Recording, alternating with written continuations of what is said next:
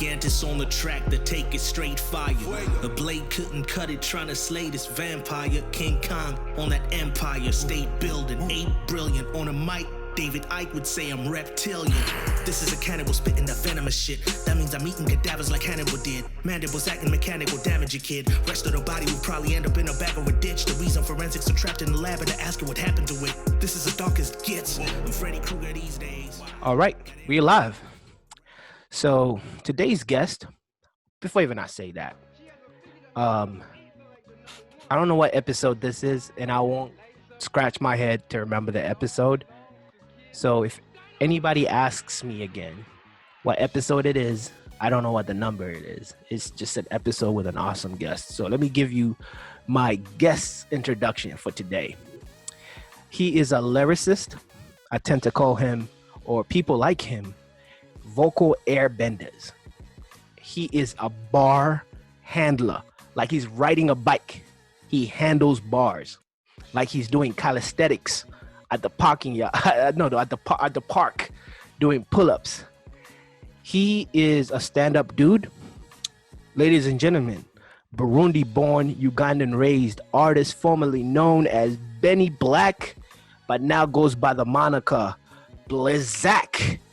Yeah. What's up, Blixxack? Shoot. So you already know me, so I don't really like to talk about myself, but Yeah. the name's Benny. I was born in Burundi, like you said, but really UG raised, because I feel like most of my formative years, like, you know, when you're still, your mind is still young and malleable, then, you know, yeah, that's pretty much where I call home to this day. So, you know, UG on my chest all day, every day. Shout out to UG 256. Facts. 256. So I started really like rapping in 2010. November was the first time I recorded a song with one of my homeboys, Sydney. And before that, I always loved music. I grew up in a very musical family. Like none of them played instruments, but like my dad had records or tapes, things like that. So I always loved music, but I never really pictured myself as a musician. And even that whole recording thing was more like a joke. Like, the homeboy knew I used to like freestyle for fun in school. And he was like, yo, come record. And then I did, and like everyone was like, this guy's been practicing secretly. I never dude, seen literally I came through, I wrote some BS, and then we had a song. And so anyway, I didn't look back since. So it's been a decade now. I've released 4 projects, maybe. I don't know. I'm not attached to my music, so I don't always keep track. But you know, won a few awards, got some nominations.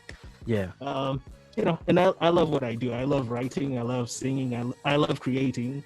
Yeah. So yeah, that's pretty much everything there is to know. Yeah, man, Benny. Just not only have I seen you even get better and better and better as an artist, and also diversifying what people are used to hearing from you, and just always being unpredictable with what the idea of how you approach your creation and how you put it out. You always bring the element of surprise to the audience, and that's a beautiful thing, because sometimes people get too fond of a way an artist puts out stuff, and that's like, to me, something that I've really admired of yours, watching from afar and just seeing how you navigate the waters of being an artist, and also, you know, having that distinct appearance where you wear a mask, and that's your thing, you know. And how it started is a very good story. I don't know if you want to share it with the audience, but I always find it very interesting, because a lot of your fans may know you or may see you in public and just walk past you, but they're listening to your stuff, which I find very interesting.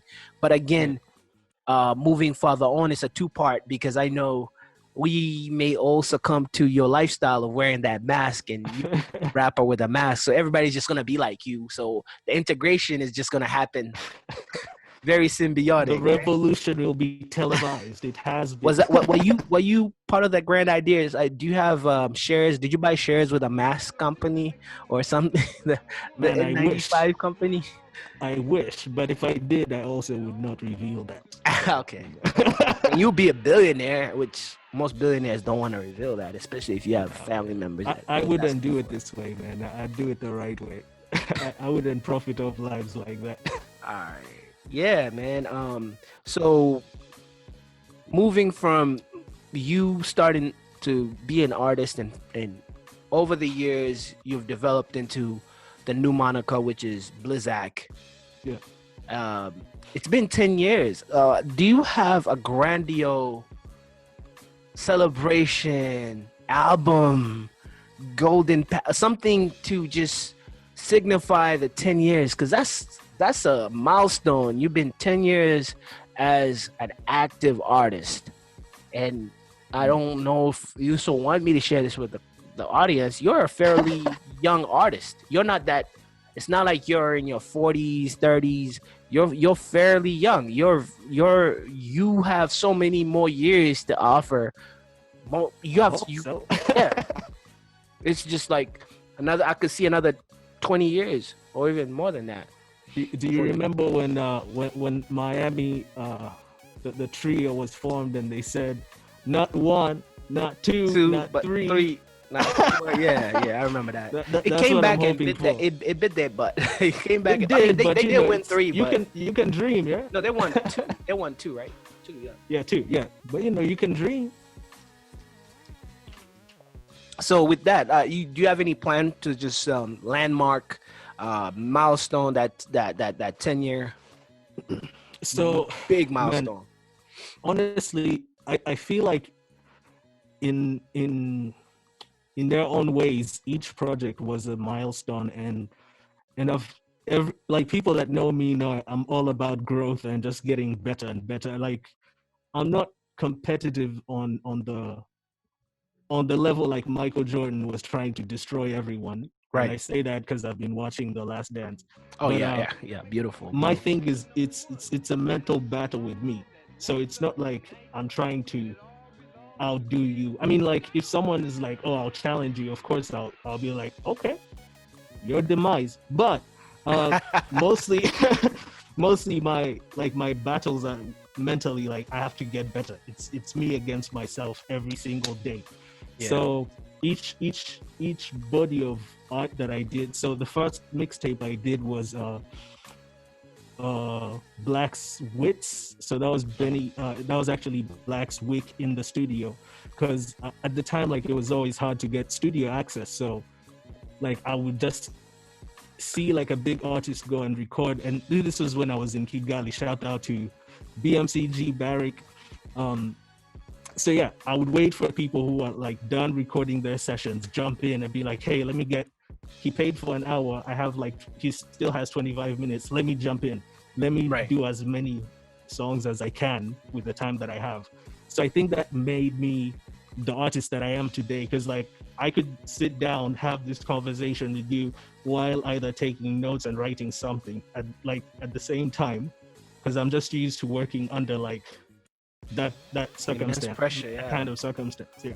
So yeah, that first mixtape was made in 1 week, and I don't think it had been done before in Uganda. Elsewhere, I don't know, but I think in Uganda it hadn't been done. So that was a big milestone. And then the next mixtape, I was in the States. I just started school, and I was like going through a lot, like trying to adjust to life, no friends and all that. So I was like in this weird place. And that's when I started learning to record myself, because I didn't know anyone. So that was a milestone, because like while it sounds very rough and unpolished, like it's a milestone. Like, okay, he sounds rough, but he didn't know how to record himself a year ago. Mm-hmm. You know what I mean? So, and then, and so on and so forth. So I could go on and on, but pretty much like, I feel like each project I release is a milestone, and it's just a sign of growth. Yeah. So that's how I feel. Yeah, I mean, everything. I caught wind of you prior, but I think I was introduced. Your art was introduced to me by a producer at that time that I kept contacts with till today. Uh, Papa Stone, Stone Town. Hey, Stone Town, what up? Shout out to Stone Town in Germany. He had Yo. been working with you, and he was like, "I have this young hyena, young lion. Like he's out there. He just eats beets for breakfast, lunch, dinner, and he does also a brunch in between. I mean, he's just hungry. I've since dieted, but Yeah. that used to be the case. Yeah, he's killing it, and he's like, check him out.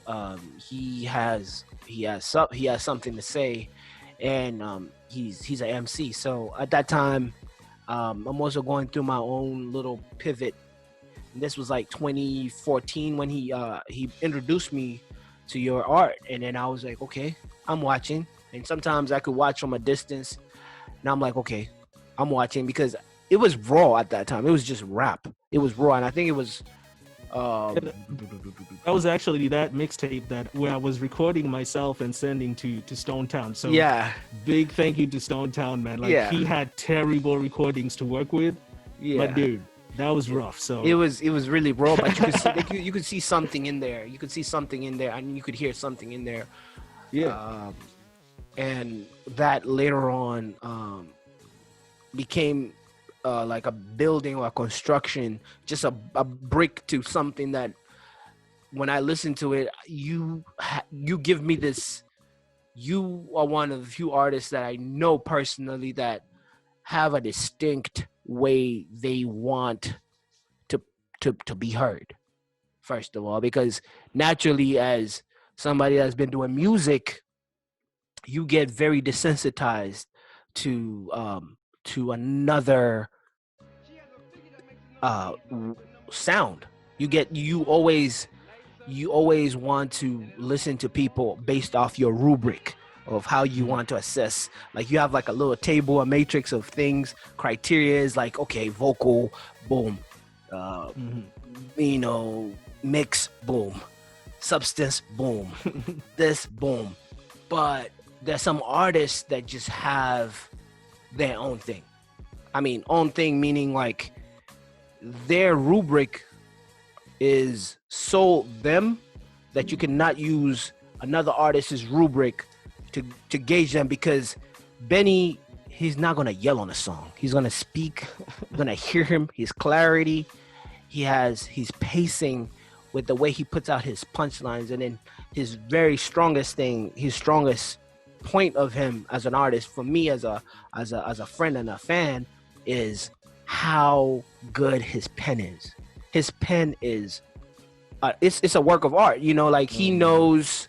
You could tell that somebody is taking time constructing an idea and letting it build in your mind while you hear it, and you could see where point A got to point B to C to it's like he's building a house inside your mind with his bars. Like it's not no random ideas just put together and it sounds fly because they got a good voice or they have a good way to deliver. It's just he's a scientist. Like it's methodic. It's genius. So Listen, I'm not gonna butter you too much. Before you do but that, I'm a though, technician. I'm a technician, and I have to give you props. So let me do the same. So, dude, when you say like I plan my stuff, like I know what I want, I have not met many people that, dude, you were planning your shoot, the Uncle Strap project. Oh, you were telling yeah, you at the time you just said like I feel like I'm taking on the Uncle Strap Young Elder, yeah. person. Yeah. So but at the time you told me Uncle Strap, and that's what stuck in my mind. So like I always forget Young Elder because you were telling me about this like I don't know how, like 3 years before. I don't know, I can't remember, but yeah, it was way before. And then like I know how you planned futuristic past. Like this was way back. So like dude, you, the likes of you, Enigma, you guys plan your stuff, and I learned, like, I'm a student first, so like Right. most people think that, oh, like Benny actually raps is all he does. Like I am listening to you guys, I'm listening to Malex, I'm listening to my Yeah. friends, like I'm listening to, you know, Yeah. everybody. Like I'm a Yeah. student, so like I take from everyone, and I think you, Enigma, and there's others I won't get it. Taka, what's up? Mhm. That plan their stuff. So you Yeah. know, same to you, man. Like respect. Yeah, I mean, that's what separates a lot of us artists is being meticulous with everything, with every aspect of the game. I mean, it's just not the ability to create music. It's also having it as a package. How do you package it? Like Taka, like you mentioned, Taka, he's a he's a brilliant MC, but he has very good uh, apparel. He has very good clothing.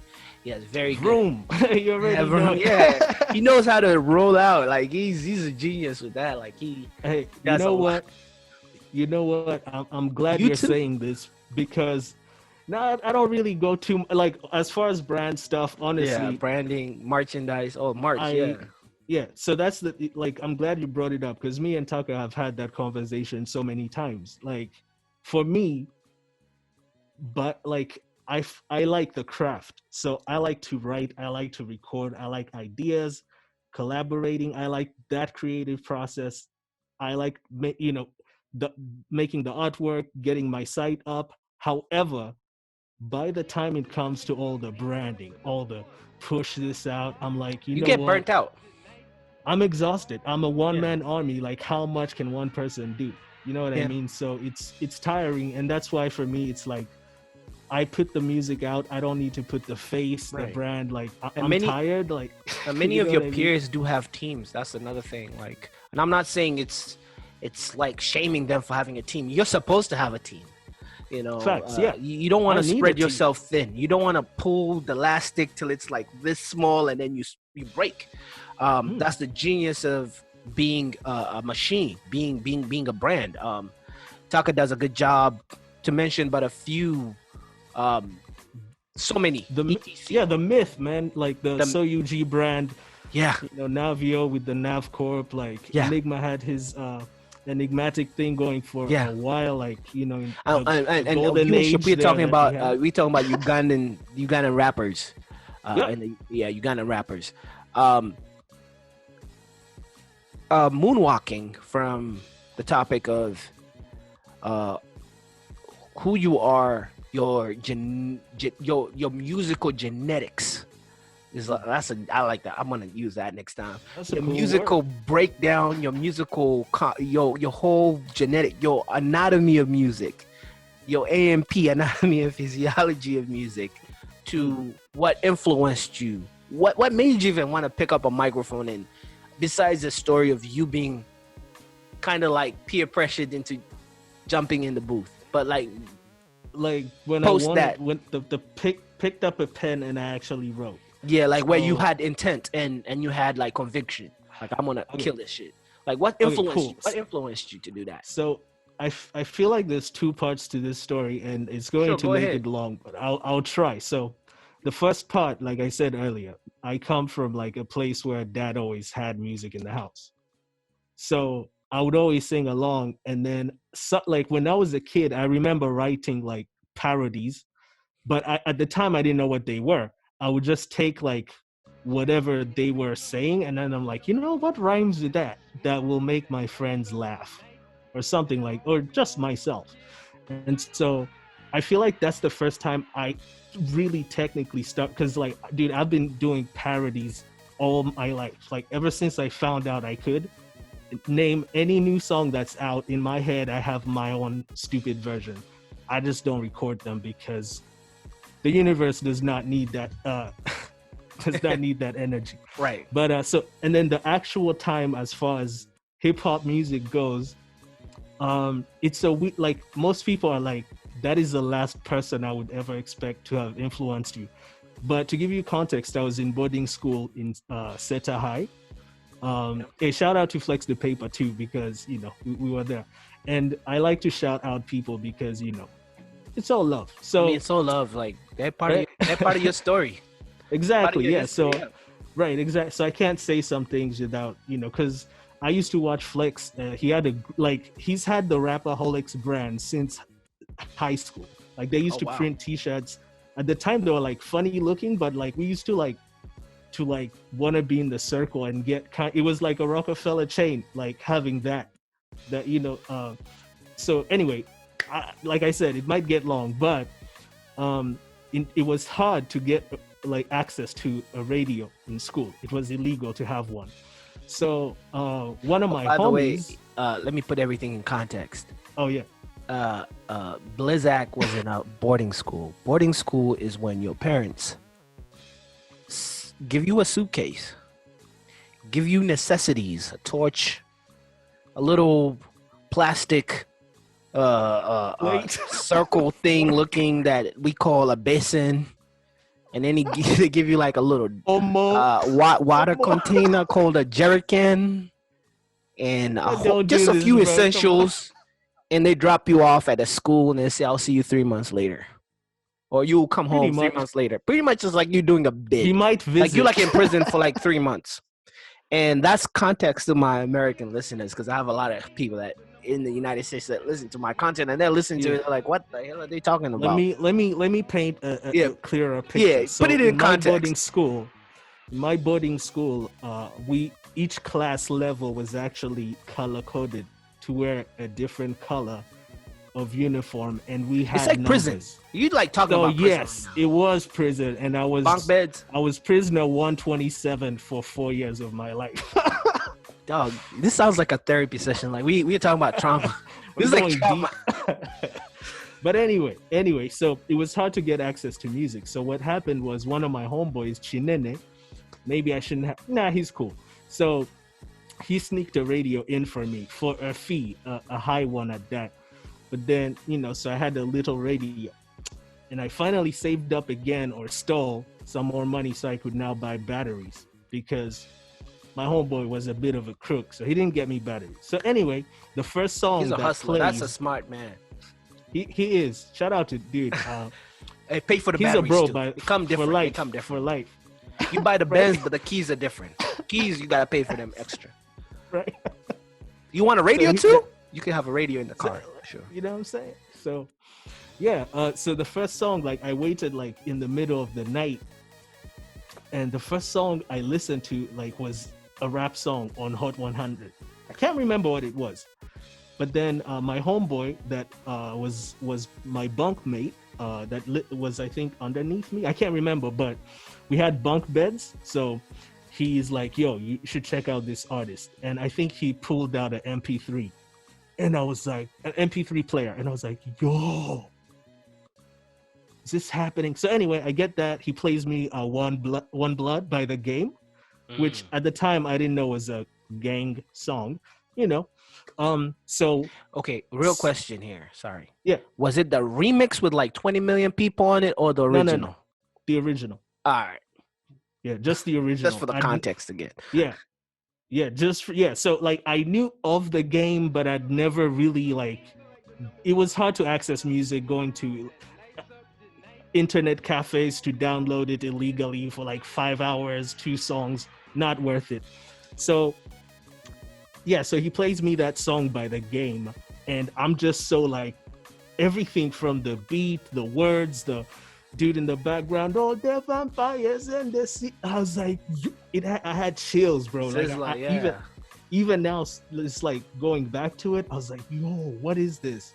Yeah. So that's when the next day, I got one of my notebooks, and at the back I started like scribbling rhymes, and it was like everything was rhyming rhyme for rhyme with whatever The Game had said in One Blood.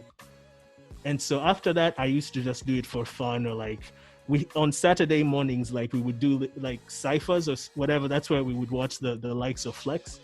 And so like I started getting interested, but I'm an introvert. I would always just stay in the corner and then just kind of keep to myself. But then one time someone, I don't know who, decided to pick on me, because like I was always in the corner, just someone picked on me, and then I snapped instantly, and no one expected it. And that reaction was like, you know what, maybe I need to live outside my head a little bit and give myself credit. Because I feel like that's been my entire like career though. Like people in my head, I'm like, you could do better, you could do better, you could do better. And then I don't really talk too much, and then people are shocked every time. They're like, yo, this is you. So part of the reason I wear the mask is like, I don't want people to like me or whatever. I just want the music out there. That's it. Like, And also, he's wearing the mask because of Corona now. So, but oh yeah, I mean, yeah, it's stay home. It's a stay double safe. whammy. It's a double whammy, right? Yeah. I mean, something that really captured me with your whole inception was the whole introduction to hip hop being based on you kind of taking a risk in your own world. I know it's to some people him getting an illegal radio or him and then you building off that to moving on to listening to the One Blood. And actually I wanted to tell you this. You should go. I don't know if you've already done this. I know you're a music guy. Do you still listen to vinyls? Or you that because I remember you used to collect vinyls. Yeah, I know you collect a lot. Still do, man. You should go and listen to the original One Blood by the actual Jamaican artist. What was his name? Junior Reid. You should listen because they sampled. It's an original Junior Reid song that was done way back then. And listen to it because he's talking "Mama vampires in the city," and they just use that part. I see blood, but they don't. They didn't have as many loops as the way they cut it to make that song, right? Yeah, and then you will your whole development as an artist. It will kind of like you go back to being that kid or being that guy in high school again when you listen to original, the actual soul of the song that compelled you and was the gravitas to bring you into hip hop. It wasn't really the raps, to be honest. It was because they say a good verse is usually the first 3 seconds of the verse. It's how you pull people in.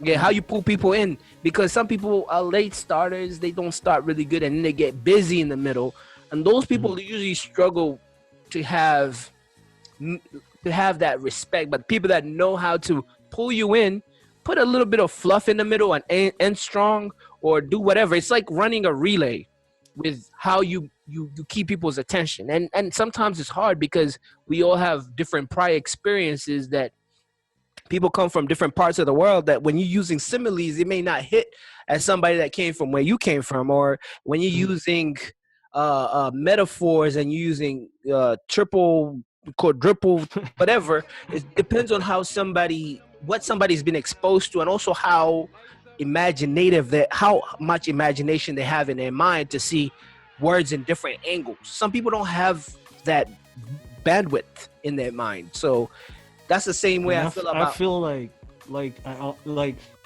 in a non like bragging way, man. Like I can't imagine what like my life would be like if I didn't have that. To be honest, yeah, I can't imagine a life where I'm not creative. Like, yeah, and you know what? What's crazy is leading from that to whenever I hear people's stories, I always tell them, go back, listen to the songs that pulled you into doing what you do, and see their DNA. See what made those songs stick to you. Whether it's a sample, go back to the original song and see what song structuring, what BPM, what there's a reason why you like something. There's nothing new to what you like. There's nothing new. Dope is not new. Everything is recreated, reprocessed, and there's a soul of a song. So if I go back, there's a reason why I like saying songs, because it's not the melody. The melody comes from maybe I was introduced to it as a 5-year-old or a 3-year-old, but I cannot really recall back to that. But it makes me feel some nostalgia. It kind of like it kind of like triggers a smell of a year, because sometimes I could smell a year. I remember the scent or the scent of rain hitting tarmac or asphalt. I can feel that. So when you could trigger those emotions off people, you live longer as an artist rather than just playing off how superior What's you popping are, or what's how popping superior right you now. are, how much money you have, how many Mm. women you can fornicate with, how much you know, like Black men there's don't cheat.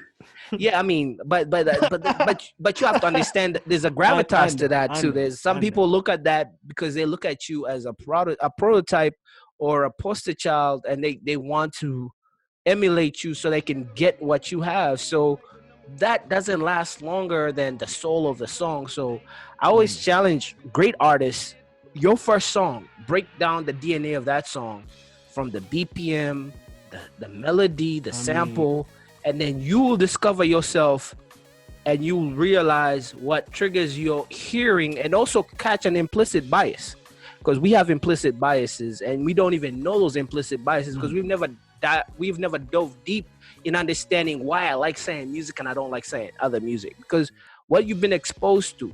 There's a reason why people from in the United States from the East Coast will find maybe the New Orleans bounce kind of different because it's a different BPM. But people in New Orleans like the New Orleans bounce, and you hear a big Frida popping off in New Orleans and not popping off in New York, or you find 3-6 controlling the whole South. And South, yeah. you know what?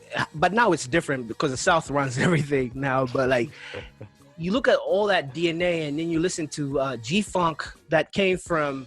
I mean, it's predominant in the West Coast, but you hear funk came from the Midwest. If you talk about Ohio, and blues and all that stuff that comes from these musical cities, break down that DNA, and then you become a different artist. Like, I feel like you start to, and that's the problem about that too.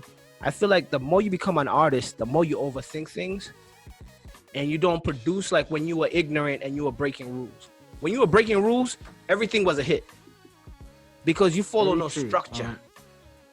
You know what I mean? Yeah, I know, But but see, that? at the same time, artist, though, why is that? Like, when you break rules is when things make sense. Like, things start looking good. But when you follow the discipline, the structuring, the knowing everything, I don't know, man. So I feel like it's a double-edged sword, because on one hand, if you're going, like, even free-form jazz wasn't for everyone. So like, some people it worked, some people it didn't. So I feel like as you grow, you kind of find yourself. So it's kind of just like life, and like transitioning from childhood to adulthood. So like, when I started, everything was fun. I didn't care. I went to the studio, rapped, laughed. In my mind, there was no like, I'm competing. It was, I'm just having a blast. And then it starts going into like, okay, now I have a Reverb Nation account, and now I'm like, okay, Reverb why am I Nation. number Shout 5? out to Reverb Nation. Facts, right? So now I'm like, okay, wait, why am I number 5? These 4 people suck. You know what I mean? And then that goes into, now it's no longer fun. It's this. And then it keeps building until you find yourself trapped. The same way it starts like, you transition, you go to school, you go to this, you graduate, you're trapped in work. It's just life. I feel like it mirrors life. That's just what it is. I had the pleasure to be around you for like a week. And also, I was your guest. You know, I mean, I had the pleasure. I don't live there anymore. Oh damn. Yeah. Well, we need to have a different conversation. All right. But I had the pleasure to be around you while you created, and one thing that I really saw was the work ethic.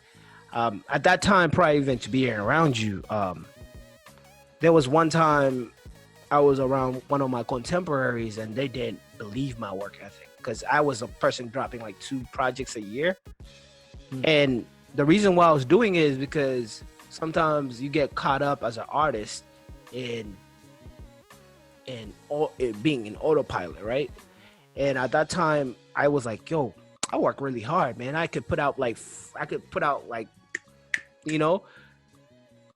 And as I started to become more selective, as I said, improving engineers, I'm like spending like 20 days on one song, getting the right mix.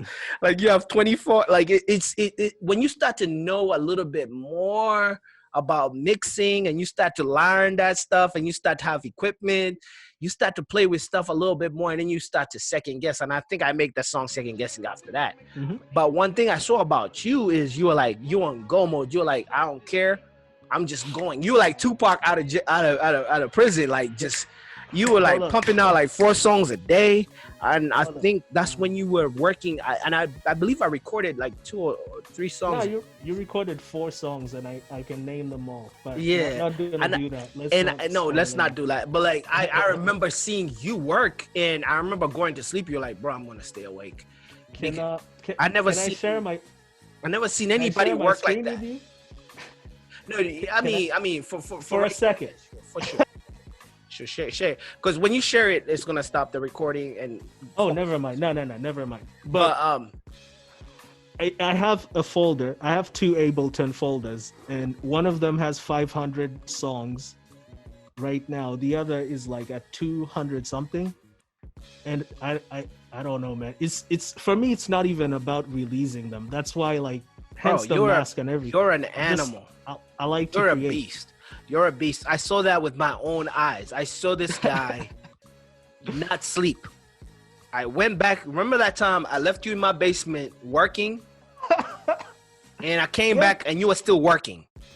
And I was like, actually, you know what? But that was a cool night. There was a night that we went out. We partied. You came back tired, and I was like, all right, go into the basement.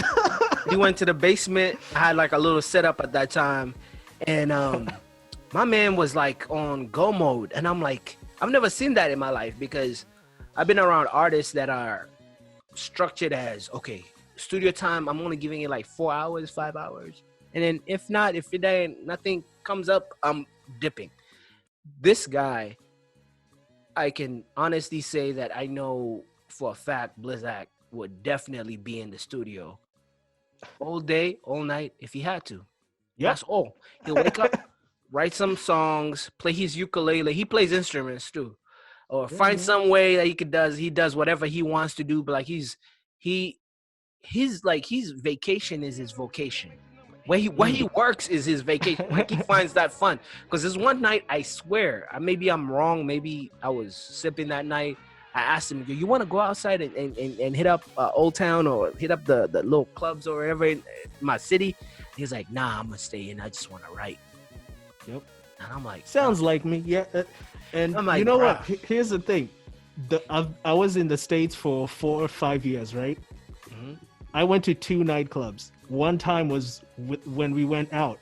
And like, that wasn't even like a big club because like most places were shut down. Yeah. But, you know, yeah, like my head, I don't like things come, like I observe at my pace in my own weird ways. I don't know, like, because like your way of writing is you go out, study the world, like you talk to people, you know what I mean? Like I also. Why are you giving people my secrets? I've never talked about how to write, man. My bad. Oh shoot, my bad. I'm just I mean, share.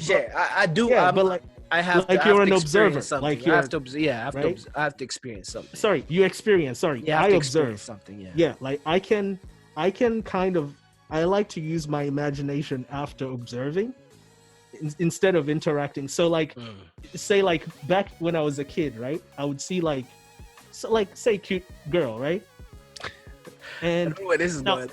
No, it's not like, dude, it's innocent kid stuff. It's you know what I mean, like, and I'd be like, like, of course I'd be captured by the beauty, but before even like interacting, the first thing I'd be like, like, wonder what her name is. Like, I mean, like, of course that's a common question, right? But like, then I'm like, I wonder, like, how old is she? What is she into? Like, it's I'd like to use my imagination, and then that way I'm surprised. So like, I like to make little assumptions, not judgments, but like, I like to paint a picture in my head of something, and then be surprised if it happens to match or if it's way off. It's good, yeah. So that's how you have an uncanny ability to create melody out of nothing. I played a beat for you, and next thing I know, I was like, I'm sitting in the corner, like writing my shit, like quiet. This dude is over there sitting on a chair, doing a melody, like almost like an 8-bar melody, like just long melody. It sounds like he had been writing it. And I'm like, no, he didn't even have a pen and paper. He's just repeating it. He repeated it so much. And I don't know if we even did record. I don't know. We never had. No, we wrote, but we never finished. Yeah, and then I'm like, who is this guy? Who does he think he is? He's in my basement coming up with a melody. I'm a person that I would say in my house, and I'm not afraid to say this in front of the world. I could write one verse for a week because I know how I compound my verses. It's my verses are not to be listened. I mean, I want to create it in a way that it can be surface, and also for the person that wants it in another way. And also, I care so much about how I project my voice because I know my biggest weakness is enunciation. I have a lazy enunciation. So that in itself, it used to be my weakness. But like when you understand what your strength and your weaknesses are, you take forever to learn how to put your shit down. You want to be very precise because I feel a lot of artists may be skilled with the pen or maybe skilled with the voice, and something lacks. Something has to give. It's never like a fully balanced artist. And if they're fully balanced, then you get a Kendrick Lamar or you get this. There's always something that you can nitpick on everyone, including myself, whether it's how I enunciate this or maybe I use the same this or maybe I did this or, like we all have these things. But that's the challenge of being an artist. I'm saying that to say this. All your time that you've collaborated with someone, someone, this hat could fit on any head. Who's your favorite person to collaborate with? I already know the answer to this. Oh, man, come on, this is too easy. It's a layup. It's a layup. No, and you gotta big up. You gotta big up him. You gotta big him up. You gotta big him up. Hold up. No, it's not as easy as I thought. Can I give you the person I think you're gonna say, or you're gonna hit me with you're gonna hit me with a juke? Come on, man. You're gonna sidestep. Okay, exactly. I'm like you motherfucker. It's like It's like there's certain combos, right? I was gonna say you MFers, but I'm not listening for this. Just bleep it. You two people work so well together. You're like a good 1-2 punch. Like you're a good combination together. Your chemistry is amazing. You guys understand how to complement each other. And to be honest, music is not. I mean, when you go off the surface level of like, okay, I better have the best verse on this one. Is the song good? Is the song fucking good? Sorry, Mom. Come on, man. Why you cussing, man? Sorry, Mom. On, man. I'm getting excited. How am I gonna play this for my mom? Okay. Pulling it back in, and we're gonna do a lot of post-production. But you guys really complement each other, and I love how that relationship has been over the years. But I want you to share with the audience how all that started, and how did you know that was your guy to sit down and collaborate with and make these classics that you guys have been working on? Man, so the thing is, like, our paths were always kind of like weirdly close, like career-wise. So like he started dropping music around the same time I started. So I like to learn. So whoever at the time was on Reverb Nation, I guarantee it, whether you rapped in Swahili, as long as you were in the Uganda Reverb Nation, I played your stuff. And can I say one thing? I did used to tinker around and watch, because I was never in the UG Reverb Nation because I was already here, right? Mm-hmm. But I also used to see one guy, and this is gonna bring a little controversy to my my podcast. And I believe this podcast is always about giving people shine rather than talking about people and how they have used technology to fool the audience. Let's talk about One Rail. But I always saw him as number one in UG. But anyways, keep going. You were talking about Reverb Nation and how you guys. So at the time I knew of him, right? At the time I knew of him, like, because I was always like, I'm not gonna be numbered this. I'm going for the top, right? So like I already had him on my radar as like, okay, that dude is, because at the time it's now like I'm competitive. So I was like, you know what? He can hold his own. Like I don't know where this could go. So that already for me like created that interest. Like, okay. So anyway, fast forward. Were you rubbing your hands right there? Like he was like, remember, he's like, ah, yeah, like, this is my like, guy. Yeah, I like that. I like that. So yeah, there was an event, a talent search event organized by Talent Africa, and they were looking for MCs. So I was there actually with the like two of my homeboys, just like for support. And at that point, at some point, I'm sure our paths crossed, but we didn't interact. So I was looking at the line, so many people, and I was listening to them like rap and freestyle to their friends, and I was like, I feel like everyone sucks here, man. I'm going to go. This is going to be one of those phony shows, right? Like nothing will come out of it. And so I just ignored that whole thing. And then like a week later, it's on Hot 100, which was like the biggest radio station at the time. I hear them like, okay, these are the people that have qualified. And I'm like, oh, yo, some of these are nice. Like, oh man, I could have gone and competed. Like, and there was that thing, right? I was like, oh. So anyway, eventually me and Tucker bumped into each other it was at some bar or something. At the time I used to, we used to be out and about. And so someone introduced us. I was like, yo, man, I've listened to your stuff. I like what you do. Like, we should work on something. But at the time, to be all honest, it was more like, I want to see where this can go. It was more like, I've heard you on the radio and I know I could have made it there. Like, it wasn't any hard. It was like, you're trying to measure yourself. You're trying to measure. Yeah, you know what? Yeah. Like, yeah, so that was pretty much it. So then he came to Yego at some point. We recorded something. I think we may have lost those files. But after that, we started like having, like, we realized there was like camaraderie. Like, even by the time we got to the stew, it was nothing like competitiveness. It was just vibes, just reading the energy, right? And it was like, you know what, let's work more. And then we started sharing ideas. Like, it could be like a funny line, a stupid theme, something. And honestly, from then to this day, that dude and I like send each other ideas almost like every other day, because like we're constantly doing something. Yeah, it doesn't have to be rap, but yeah, like I'm doing photography, I'm doing this, he's doing that. Yeah, so we always like, so it's gotten to a point where it's like steel sharpens steel, and we're just like in sync. So the only thing that hasn't made this like 100% like hit, in my opinion, is the fact that we're both in different countries. Because I feel like if we were there and we could do shows, we could, you know what I mean, like, and people could actually see us on stage. Because dude, like, we're like brothers, honestly, at this point. Like, my family knows him. Like, I mean, like, my family knows So Severe Suspect, who is another strong contender for favorite collaborator. Holy Anyway, yeah. You censor yourself very good. He was gonna. Hey man, African parents. I'll tell you this though, you guys, what you have, build on it, because you guys have something that is magical.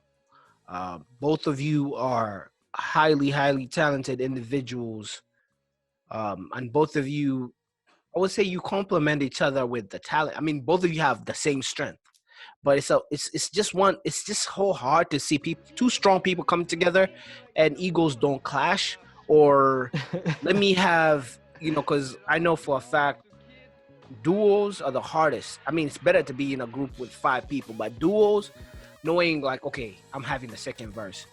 When we were kids, having the second verse was cool because you were looked at as the guy who the superior, anchor. Yeah. But nowadays with people with low attention deficit, people just want to hear a song for like 2 minutes. The guy who goes off first is the one who's getting played. And if you guys fall off, you could still perform that song because you're not going to wait for the second verse to perform your joint because they want to hear the guy who rap first. That's free game. Nah, man. Anybody ever?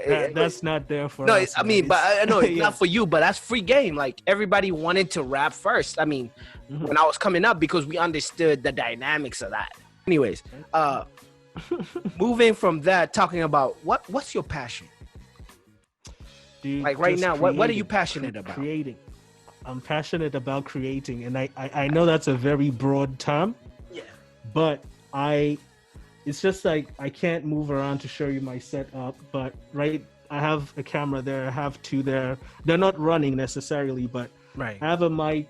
I have some props in the room. Yeah. Like I do photography. I play see that. instruments. I see you doing photography. Yeah. You know what I'm saying? Like I like to create. So my passion is like if I woke up and I didn't have like I couldn't write, I couldn't take pictures. I don't feel like I'd have something to look forward to. You know what I mean? So I feel like it takes a while for people to find that. And for me, like when I started out, I used to be like, my passion is rapping. It's rapping, but I wasn't looking at the big picture. Puns not intended, but you know what I mean? Like I was looking at things from a different angle. Yeah. You know what I'm saying? So yeah, like the more like I've taken time to grow, the more I'm like, I actually like to create, which is why I don't care. Like people are like, oh, how can you be a hardcore rapper playing a ukulele? Well, I who are you? Like, yeah, you see, that's the key question. Who are you? You don't even know me, like hardcore who are rapper. you? Like who told you I was a hardcore rapper? I just say that stuff. Exactly. Hardcore. So this is hardcore persona. I'm just a chill dude. I enjoy records. I enjoy just going on hikes, taking dope pictures. I like, I'm a very simple person. You know what I mean? So yeah, I just like to create. I'm passionate about that. You complex though. You're not a simple person. You're a very complex person. I feel like it's pretty straightforward. I mean, to you, it's very simple. But in your mind, this dude is like rocket science. He's probably doing something. He's probably building a whole formula that's gonna save the world off some ideas that's gonna save the world off. I'm pulling his leg right now. I'm just playing with him. One can hope. Let's talk about. Okay, let's unwrap the whole music aspect of your layer, right? And let's go to you as a person. What is your personal ideology, and how do you implement that in life? Like, I know bits of that personal ideology is you discovered that absolute, like your absolute is I'm a creator. That's your core. But how?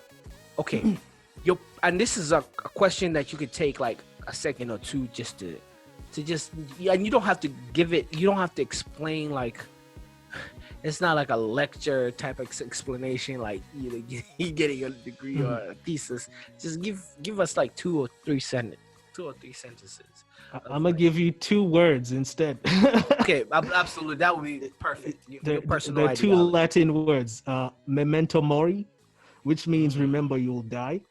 So everything I do is not like I'm constantly like, oh, I'm gonna die, but it's always like, much as I don't go out, say like you or whatever, but in my own personal room or whatever, I live in the moment and I appreciate like, like family, like even though I'm not necessarily like going out and going like, hey, thank you, mom. Thank you. Like I take time to like savor that in. And I'm like, you know what? Remember, you'll die. So make 100 songs today because I could just die tomorrow. You know what I mean? Like, I don't know.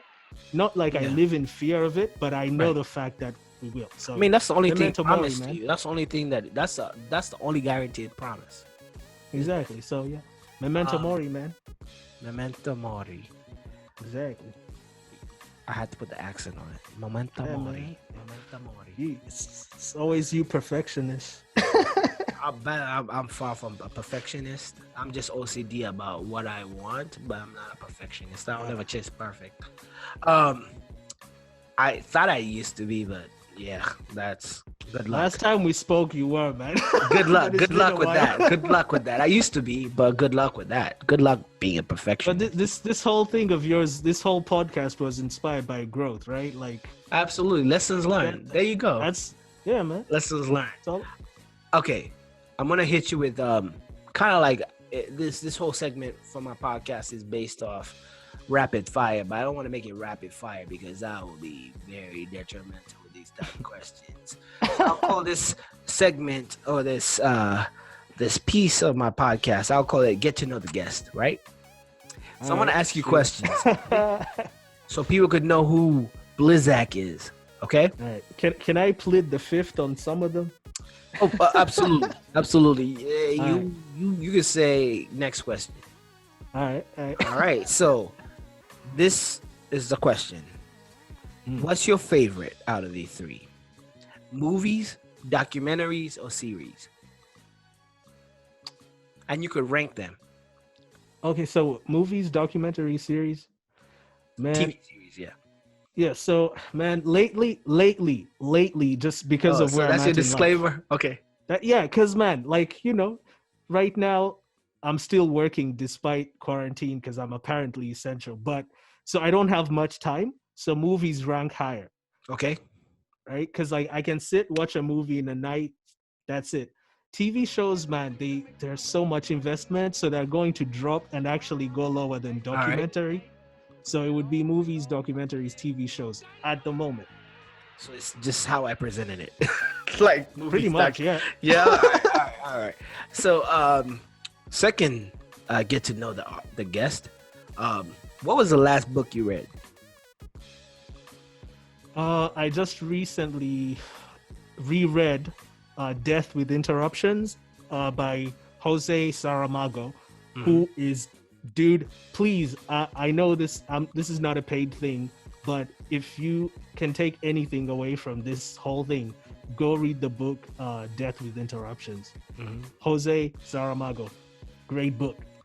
The opening line is, "And the next day no one died."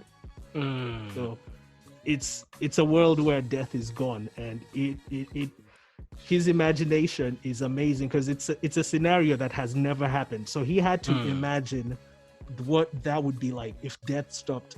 The repercussions are crazy. It's stuff you don't normally. So yeah, I love that book.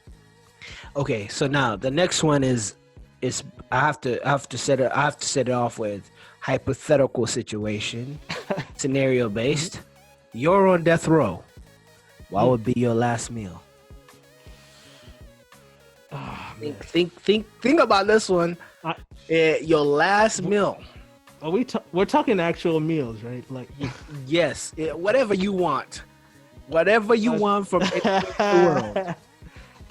Your last request to eat something. Fam, I like those who know will know just based off the laughter. But yeah, man, that's what I'm gonna eat. But meal. You're a fool. I mean, that you could get conjugal. I didn't say nothing though. What? I'm just saying you could get conjugal and she could bring that to you. Whatever it is, she could prepare it at home. We're gonna have to cut this out.